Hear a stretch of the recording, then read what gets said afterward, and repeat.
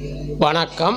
இந்த சேனலை இதுவரை சப்ஸ்கிரைப் பண்ணாதவங்க மட்டும் சப்ஸ்கிரைப் பண்ணுங்கள். பக்கத்தில் இருக்கிற பெல் ஐக்கானை கிளிக் பண்ணுங்கள். பிடிச்சிருந்ததுன்னா லைக் பண்ணுங்கள், ஷேர் பண்ணுங்கள், கமெண்ட் பண்ணுங்கள். நன்றி. வணக்கம். மாசி மாத ராசி பலன்களை பார்த்து வருகிறோம். இன்று நாம் பார்க்கவிருக்கின்ற ராசி தனுசு ராசி. மாசி மாதம் 13/2/2025 வியாழக்கிழமை துவங்கி 14/3/2025 வெள்ளிக்கிழமை முடிவடைகின்ற இந்த ஒரு மாதத்திற்கான ராசி பலன்களை இப்பொழுது பார்க்கலாம். தனுசு ராசி அன்பர்களே, உங்கள் ராசிநாதன் குரு உங்கள் வீட்டிற்கு 6ஆம் இடமான ருண ரோக சத்ருஸ்தானத்தில் மறைவாக அமர்ந்திருக்கிறார். 3ஆம் வீட்டில் உபஜெயஸ்தானத்தில் புதன், சூரியன், சனி என 3 கிரகங்கள் வந்திருக்கிறார்கள். மாசி 14 அன்று புத பகவான் உங்கள் ராசிக்கு 4ஆம் வீடான சுக தாய்ஸ்தானத்தில் சென்று அமரவிருக்கிறார். ராகு மற்றும் உச்சம் பெற்ற சுக்கிரனுடன் சேரவிருக்கிறார். களத்திர ஸ்தானத்தில் செவ்வாய் வக்ரகதியில் அமர்ந்திருக்கிறார். 10ஆம் இடமான ஜீவனஸ்தானத்தில் கேது அமர்ந்திருக்கிறார். இந்த கிரக அமர்வுகளால் உங்கள் ராசிக்கு என்ன பலன்கள் என்பதை பார்க்கலாம். பொதுவான பலன்களை முதலில் பார்க்கலாம். 11ஆம் இடமான லாபஸ்தானத்தில் அதிபதி சுக்கிரன் 4இல் ராகுவுடன் சேர்ந்து உச்சம் பெற்று அமர்ந்திருப்பதால் உங்கள் நிதிநிலை வருவாய் சீரானதாகவும் சிறப்பானதாகவும் இருக்கும். ஒரு சிலருக்கு அதிர்ஷ்டமான வரவுகள் வரக்கூடும். செலவுகளை பொறுத்தவரை சிரமத்தை கொடுக்கும். உங்கள் ஆரோக்கியம் இயல்பானதாக இருந்தாலும் மனநிலையில் ஒரு குற்ற உணர்வு இருந்து கொண்டே இருக்கும். துணையுடனான உறவு என்பது ஒரே சீராக இருக்காது. நேரத்திற்கு தகுந்தவாறு மாற்றத்திற்கு தகுந்தவாறு மாறிக்கொண்டே இருக்கும்.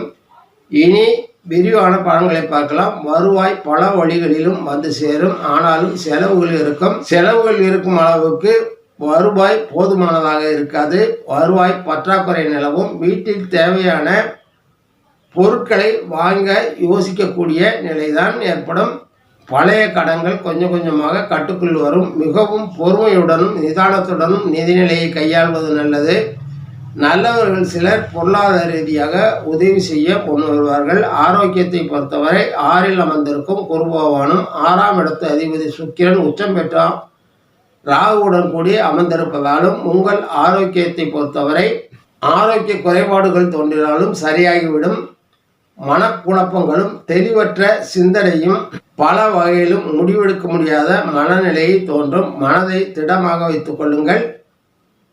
யோகம், தியானம் போன்றவற்றை மேற்கொள்வதன் மூலமாக மனம் அமைதி வரும். உடல் உபாதைகளும் மறையும்.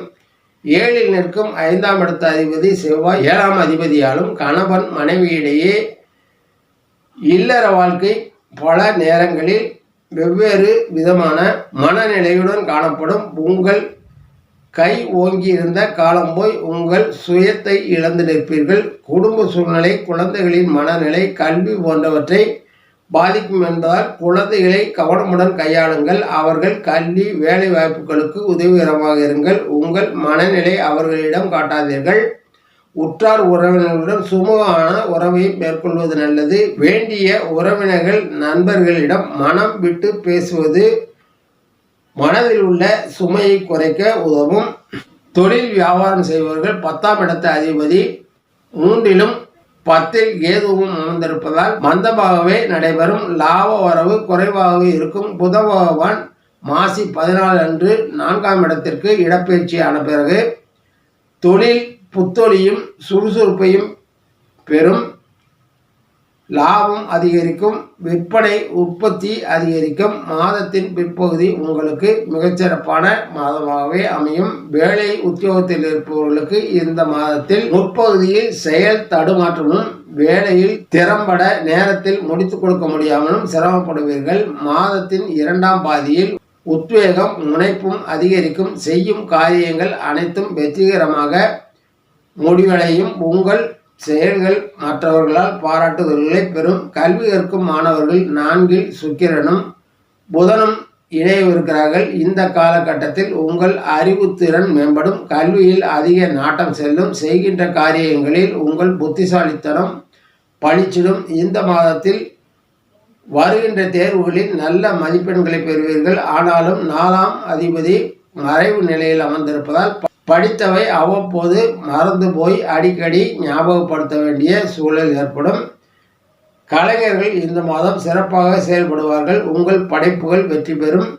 வெகுஜன செல்வாக்கு உண்டாகும். ரசிகர்களின் பாராட்டை பெறுவீர்கள். உங்கள் சம்பளம் உயரும். புதிய திட்டங்களை தீட்டி செயல்படுவீர்கள்.